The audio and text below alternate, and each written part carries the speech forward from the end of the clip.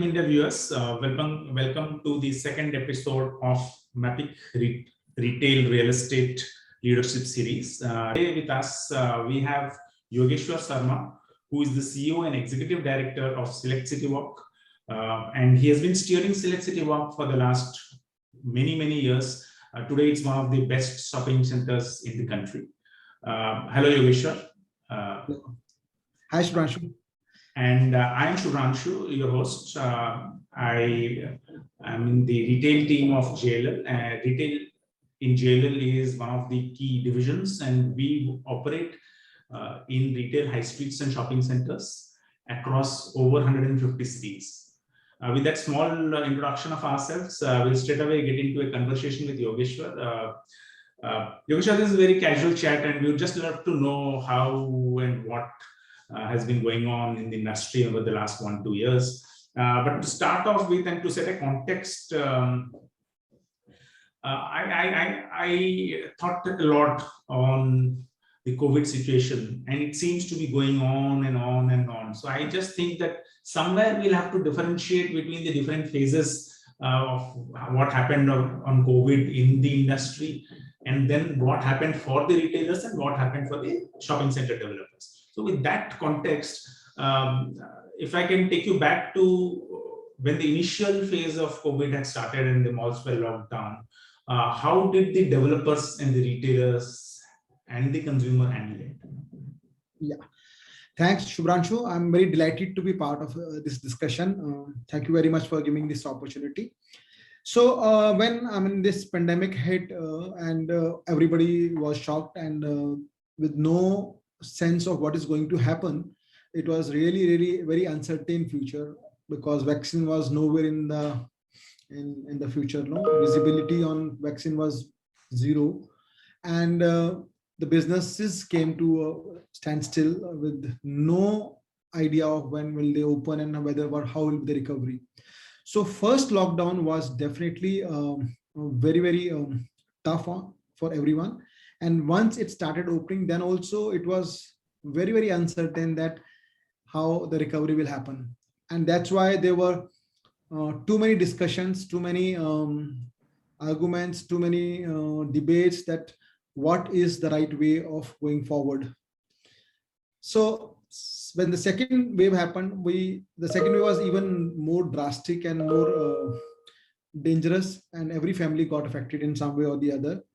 But surprisingly, the recovery this time is much better, and there is some like sort of confidence that people who are vaccinated, they are visiting the mall. People have like a better way of handling it.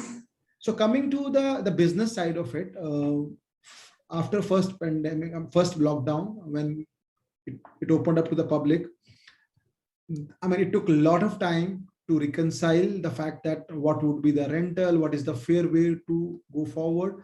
And ultimately, it had to be a collaborative approach.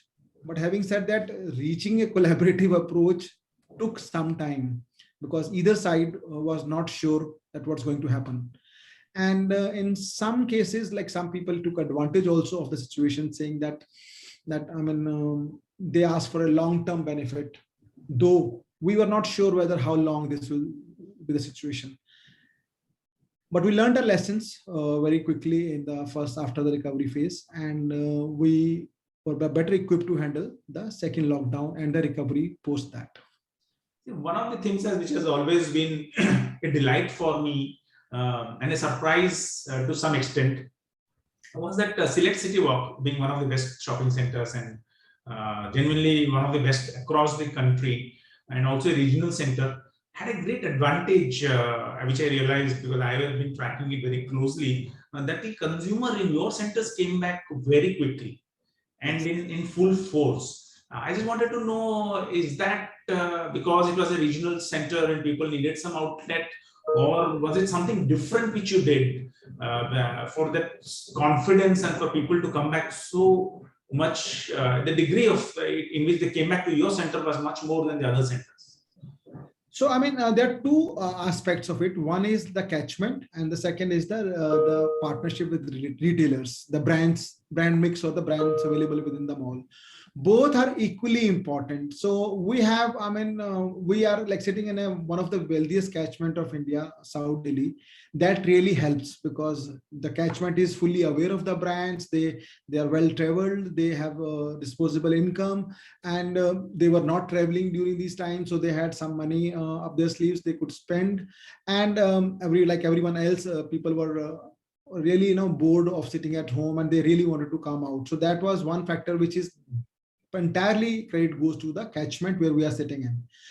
Second aspect is that how do we connect with retailers and brand mix what we have, and how do we give them the confidence to open up quickly? Because if we keep debating among ourselves that what should be the fair rental during the recovery phase, it is we are discussing in isolation, because the real payer is the consumer. Unless consumer comes back to the center and shopping happens, then either I bear the pain or the retailer bears the pain. It's almost no living at each other's expense. On the other hand, if shopping starts happening, then the business model becomes much easier to deal with, and even retailer gets a confidence that whatever he's committing is not in the dark. There is some sense or some hope that he is able to see footfalls, he's able to see conversions, and then he's more confident of what he can afford to pay. Similarly, from landlord side, as a shopping center development side, we also felt that once retailer is able to bring customers and do sales, then it is much easier to demand the rental or request him to be fair to the landlord as well, because this entire pain should not be borne by one party. That was one mandate we were working with. And this really helped. And the only logic or the strategy or tactic, you name it, whatever, was that we had to be a little agile and flexible. What happens when you are running a shopping center for some time, then there are benchmarks of rentals for each shop. And these benchmarks are not virtual, these are real, because this is real money flowing in. So to break those benchmarks sometimes in your mind becomes very difficult. So collaborative approach, as I mentioned, was one of the main factors where we felt, okay, this is the benchmark, we have to reach this number, but maybe not immediately from day one, maybe week 3, week 5, week 7. We cannot dilute that, but at the same time, we cannot forget the real picture in front of us, where the footfalls were low in the initial phase of recovery. So we had to be agile and flexible, and talk too much with the retailer. Don't really engage with the retailer, that give him the confidence that, okay, you start business, bring in your merchandise, bring in your staff, start selling. And when sales happen, we know the benchmarks, there are signed agreements at the end of the day. So agility and flexibility and the bandwidth to deal, because we have one center, so we have also this advantage that we can we are like engaged with each retailer on almost weekly basis, and we know what is happening. So sometimes there were stock issues which were not attributable to us, there were some other issues. So we have to be very flexible and agile to deal with the such situations, because this nobody could have ever planned what happened last 2 years. Whilst we are at that, the interesting thing you mentioned about engaging with the retailer, how did you engage with the consumer in this difficult time? And as such, you also say a large catchment. How do you engage with all types of consumer? Do you have some formula, and what did you do during the COVID time? So though we have been operational for very many years, but still the challenge remains how much do we know our consumer, and that's always elusive. Consumer is upgrading so quickly, coming from satellite towns for immediate neighborhood for different reasons they're coming. And finally, I'm beginning to understand that shopping centers are not only for shopping. Shopping happens because people want to come out. They have occasions at home. They want to celebrate. They want to create memories. So they want to come out. And the mall has to give that confidence that, okay, you come here, we will give you, just to give an example, pre-COVID days, we did 252 events in 1 year. So you can imagine that how much one has to invest on daily basis. That it's not that you build a shopping center, lease the shop, and then the job is over. In fact, the job starts from that day when you lease the shop, and then you have to make that retailer successful, and eventually the shopping center will be successful. So in our understanding, limited understanding, I'll very clearly say that society is made of many subsets. There's no one society or one catchment. Even if you take any category, even you take fitness, within fitness there are running groups, there are cycling groups, there are aerobic groups, there are yoga groups. So there are brand loyalists for Adidas, for Puma, for A6. So one has to try and get engaged with these, give them reasons to come to the shopping center. Similarly, various cultural backgrounds, we have to celebrate from Ganesh Chaturthi to Raksha Bandhan to any Diwali or Christmas or any festival which comes our way. For giving a reason for consumer, there is a desire to come out for sure. There's no denial in that. No, online shopping is definitely picking up, and we have a lot of respect for online shopping. But at the same time, consumers want to come out. There is a desire. So how do we convert that desire into actual sales? Is like giving them a reason to come out. So if we have some celebration, so marketing has to be really given a lot of credit, that they have to think out of the box, they have to increase the loyal customers, they have to talk about what they're doing. And one very important factor which most of us forget many times is that shopping center may not have a story every day, but the 200 retailers in the mall have stories every week. They have a new color or new shipment coming up, new merchandise to showcase, new shoe launch, as every retailer has some story. So shopping center has to really highlight that story or take it to the bigger. Every retailer tries to do that to their limited loyalty consumers. But if the same story is like made viral to the shopping center consumers, then it becomes much easier. And I honestly, like to admit that there are so many stories, hidden stories in each shop, which we are ignoring. Which consumer wants it and retailer has it, but we have to bridge the gap somehow to take that story. So marketing and communication becomes one of the critical aspect. And once they come, and the story has to be really real, because consumer is very discerning. So they can come once or twice, but if they find the story not right or not appropriate to their what they thought about it, then they will have disappointment and the next visit becomes difficult. So we have to highlight the stories of retailers to the larger audience, and we have to keep doing it. It's not one day. Every day, every weekend is a new weekend. Every day is a new day. Every birthday is important, and there are many occasions in Indian families. So we have to give them a reason to come out. Brings us to an interesting point which you did mention, which was the rise of e-commerce. And one of the things which has been the talk of the town or maybe the globe is with the plethora of online and offline shopping and the convergence of the buy anywhere, they'll get it delivered from anywhere, the last mile pickup and the first mile, where you click somewhere, they get it delivered from somewhere, the store is existing somewhere else, the product gets picked from somewhere else. How does a mall developer like you make sure that you capture some part of the e-commerce sale, which is at least attributable to you in at least one of the three legs, which is either it has been clicked at your store or delivered from your store, or maybe returned at your store? How do you capture the online e-commerce sales, which is attributable to you? So this challenge, we have been facing from last 4-5 years for sure now, maybe 6 years now, where there is omni-channel sales are happening, wherein a retailer is able to book a sales online and deliver from the store, or when the consumer is at the store, so he's able to sell it online through their iPads and all that. So this was a very difficult challenge, but slowly it is settling down, in the sense that both parties understand that there is a need. Maybe the role played by a shopping center is little less in maybe online sales, or in offline sales. There is a major role played by the shopping center. So we came across these situations from even the anchor spaces and even the smaller mom and pop stores, where everybody is trying to capture the customer.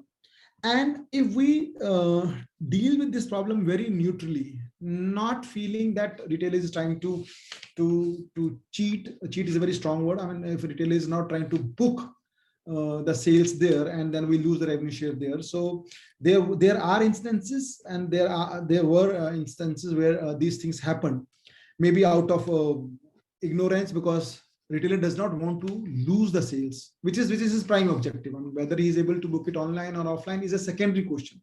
He will not like to lose the sales. So I mean, we took some time to digest this issue, because this is a real life situation. If they don't deliver from my store, they will deliver from some other store. I mean, they have many stores in the city, or they can even directly ship it from a storehouse or warehouse or a cloud kitchen, like for example in the case of food. So we had to really sit with the retailers and understand that if you hide something, I mean, it will be out in some time. You can like not disclose that sale for 1 day, 2 day, 3 days, but ultimately it becomes very visible in due course of time. And with kind of respect we have for our retailers, and retailers has for us, it is better to discuss this out, you know. And slowly people started opening up. Retailers have started opening up. They have started disclosing, okay, can I do this? No, like if I booked something online which was not your customer, but I forced him to collect it from the store, so I will not be able to give you 100% revenue share on that. 100%, when I say 100%, whatever is agreed upon. So can you give me some discount on the revenue share there? So we said, okay, but it has to be very fair, and not the other way around. The customer is here and you're trying to sell him online.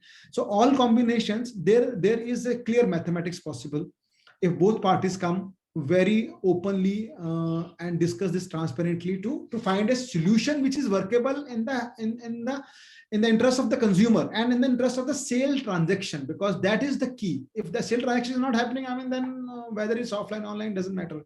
And as a shopping center manager, we have to understand, all of us have to understand that there's no two customers. I mean, the same customer buys online, there's the same customer buys offline, so number of visits. So we have to support that customer to come more often to the shopping center, at the same time, not at the cost of that buying only on offline, not online. So this combination is working very well. We don't have to go out and see. We look at our own families, our own friends, and this is happening all over. So we have to embrace this new challenge which has come, that how much should be the rental or how much should be the revenue share for online consumer and offline consumer, and if there's a mix of both.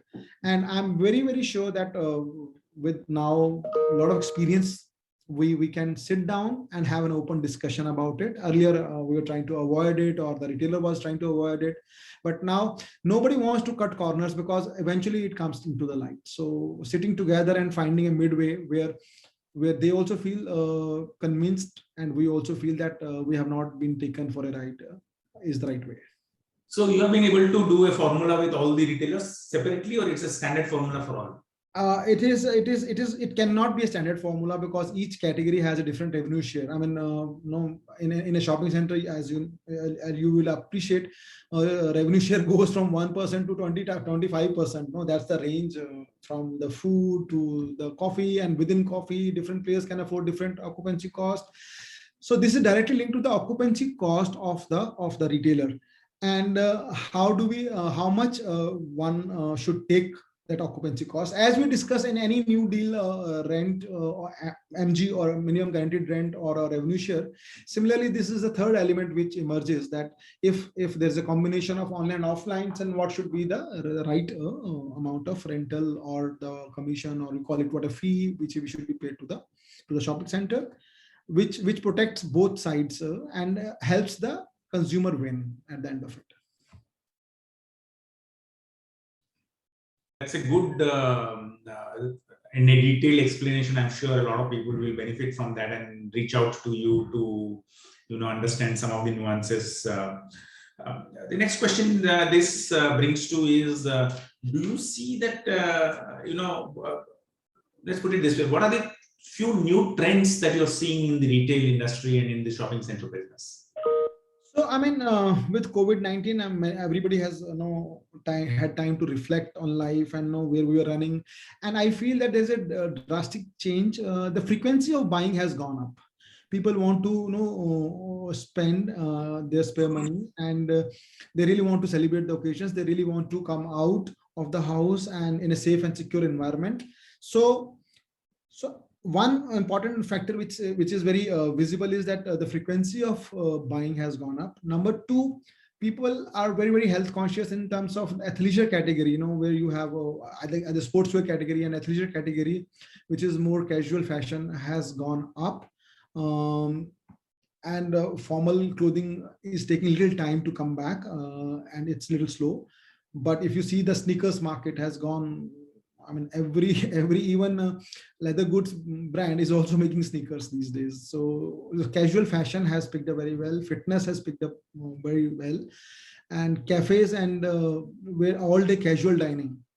Though with the limitation of seats also, like I mean, in most of the cities, there's a limitation of 50% seating. Still, the sales numbers are not 50%. They're definitely much higher, like close to 80-90%. In some cases, it's 100% with 50% occupancy. So all day casual dining has really picked up. People want the reasons to come out and have a lunch or a coffee or a breakfast. Yeah. One of the things I noticed, and I know I would like you to reconfirm it, is do you really think the consumption, the per person consumption of customer has changed? Earlier, because of COVID, they wanted to shop more at once, but now generally people are shopping more and spending more. Yes. I mean, that. Yeah, I mean, I have grown up hearing consumption theory of India. I mean, there's a lot of consumption, which has to open up. I personally feel now the time has come. The consumption, even if you see the online sales, whatever we do in so many days, the online people are able to do it in a 1 day or a 3 days on a 20th Republic Day or a Independence Day. So the consumption is there. The story is not false. It's true story. India consumption theory is very real. Only thing is the right pricing and accessibility was the issue.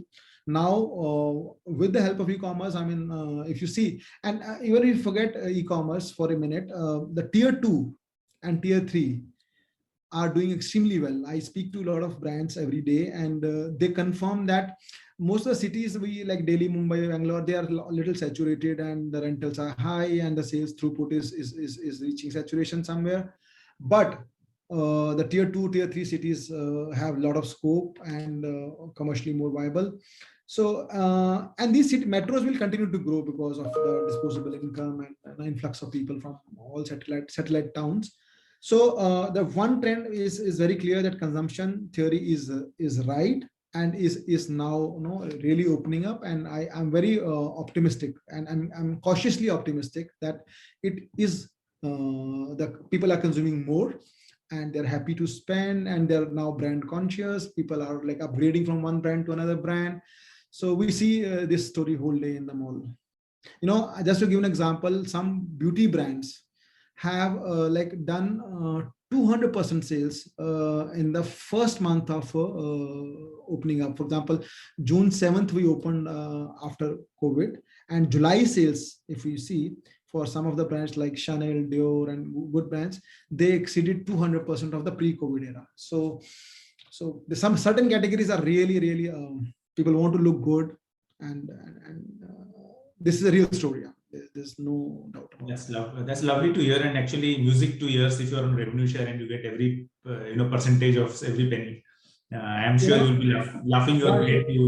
Our first endeavor, Shubhranshu, as a shopping center manager, was that if the retailer is healthy, I mean, he'll be a little compassionate and pay rentals and everything on time. If the retailer himself is not healthy and not able to sell, then it becomes more difficult. Then that makes our job more difficult.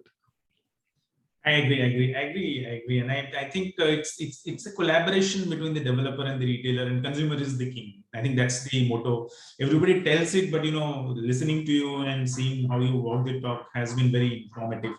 Now, how do you think the retail, the norm of retail centers is going to be changing now? And these are going to be changes in design, changes in the ways we incorporate these rules of social distancing, walking linear, and all those kind of things. Do you foresee that in the near future there will be some aspects which will be there and some of them are temporary? What's your view? Which one is what? My one, though whatever limited experience I have in that sense, I say that the sizing of the shopping center is very, very critical, because if you make it big mall in a in a catchment which it can't support, then there's always a pressure on the rental. Your averages will go down substantially. On the other hand, if it's a small center, then some new center will come up next to it which is much bigger, better, and then no, you will lose the advantage. So sizing of the shopping center and the story of the shopping center has to be more carefully crafted. For example, is it a neighborhood center where you have fitness, you have grocery, you have, so instead of living in some illusion that someday shopping center will start working, there is majority of it is a science. Some bit of art is also part of it, and you can never be 100% right on this. But there are enough mistakes, there are enough now good resources available in the market. The tools are available. You know what is the spending habit. Earlier it was all very difficult, legwork to find out the. Now with the technology, there is so much of data available.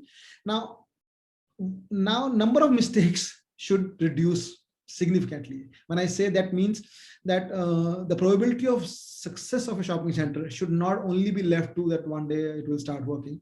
There are many tools available where you can predict that you need, if this is the size of the center, these are the branch you are keeping, then this is the catchment, then how many number of people you need in the mall to make it happen, and what will be the average bill size, what will be the trading density. So we can work backwards.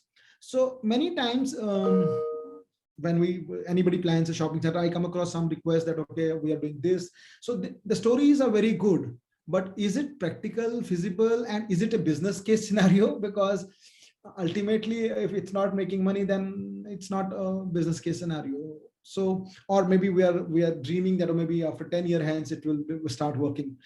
No, I mean, the retailers don't have patience these days like any other day. They really want the business to make money. Otherwise, earlier they used to hesitate to shut a shop, but the new learning I have from retailers is that now they don't wait for long. If some store is not making money, or if the reasons of being present in a shopping center is not delivering, then they don't mind. I mean, earlier shutting a shop was somewhere stigma. You have shut too many stores, maybe the choice was wrong.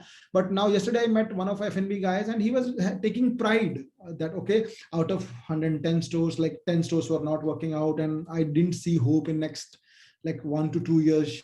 And then he was very happy to shut those stores and make a statement about it, that, okay, maybe this catchment is not ready yet, and they will come back to the catchment after 2 years, 3 years. So people, even retailers are not emotionally in love with the locations these days. If it's not making money for them, they will take hard calls. I think that's a brilliant thing you captured. I have always had the view that at the end of the day, the stores are meant for serving the consumer, but also making profit. And retailers should always be sure why he is running that store. And it's good that the retailers have started getting a sense of it, and maybe COVID taught them faster. Because I kept hearing many thoughts that some of the stores which were, which they were willing to wait in the past, they are not willing to wait in the current moments. And I hope this learning stays, because I think one of the things which I realized is there are so many learnings in COVID's time, which was actually normal, and it should have been there. If you are having a store and it's not running well, it's normal to see why, try to improve, or take a decision. I think that learning has come. Maybe it's time, and its time had come. So let's move to the next part of it. What do you think of the future of malls? So, I mean, I'm all in for shopping centers, because shopping centers create an environment where it's a natural choice of a family, or to move out of house. And it is they are going to stay. I mean, for sure, they will be buzzing more, I feel. And I have seen this after COVID also, that people want to come out. They just have to give them a reason, or they have to find a reason to come out. Only thing, coming back to the same point, that it has to be, it is a living organism. I mean, you can't just leave it there. You have to feed it every day. when I say feed it means doing something new, something thinking out of the box, giving a reason to retailer to come. When retailer comes, even now changing music in the shopping center makes a huge difference.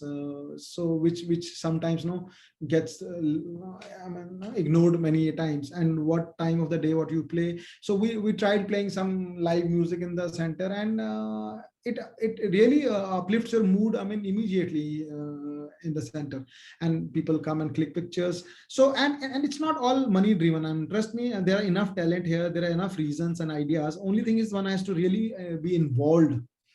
You can't take your eyes off a shopping center. That's what my learning is, that you have to be fully involved. You should know, like when I say you, the shopping center manager has to really be fully aware to the extent possible. I know it's not possible to know fully what is going behind the retailer's desk, but at least the reaction time has to be faster, so that if retailer is not having enough stock, if they don't have enough marketing stories, so there is a problem. So one has to really so focusing on the retailers, because they ultimately they are the ones who are taking money out of the consumer and then paying occupancy cost and rental to the shopping center. So working closely with them, not having like a 6 month meeting or a yearly meeting. One has to meet them more often to understand what is going on the ground. So I think we are reaching the end of our allocated time. One of the questions I had was, and you've been a professional for a long while in the shopping center industry and managing a center for a long while. Do you see a distinct change in the retailer fraternity on how they used to look at shopping centers and the consumer, and how they are looking at it now? Because most of them, since we started, and I started with a lot of brands with, when they had only 1 or 2 stores, and today they have 300, 400 stores. I'm sure that's a lot of learning under the belt. And I'm sure retail in India has gone to a level which is really, I would say, mature or near mature. Because we used to always compare ourselves and say we are 10 years, 20 years behind US when it comes to retailer, when it comes to understanding the consumer or what to do, what merchandising. What's your view? Where have the retailer fraternity reached in innovation and understanding the consumer? So I personally feel that retailers are really much mature now to take. Every retail store has a subjective story behind a brand or a merchandise and anything they try to sell or to create. Now they're also being objective about it, that what is this for? At the end of it, it has to make some sense financially and commercially.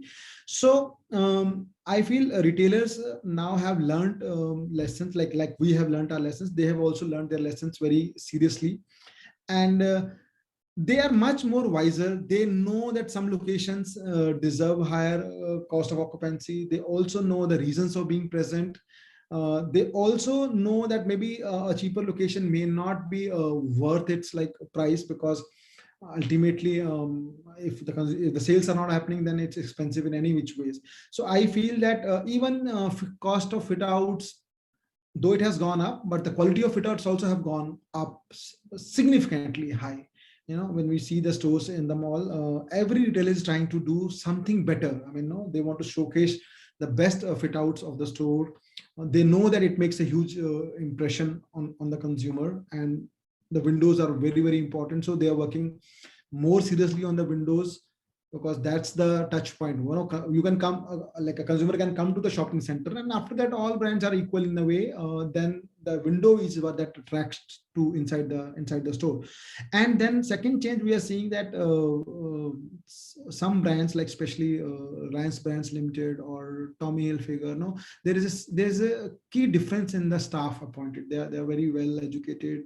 They are one of the consumers, so they can interact with consumers very easily, very well. So quality of sales staff, which was earlier, I don't know, it was not one of the preferred jobs, but now the youngsters are coming out, and they're very happy selling inside the store. So that is a significant change, because after all, you have spent so much, like retailer has spent so much money in acquiring a location, then doing a doing fit out and then filling the stock.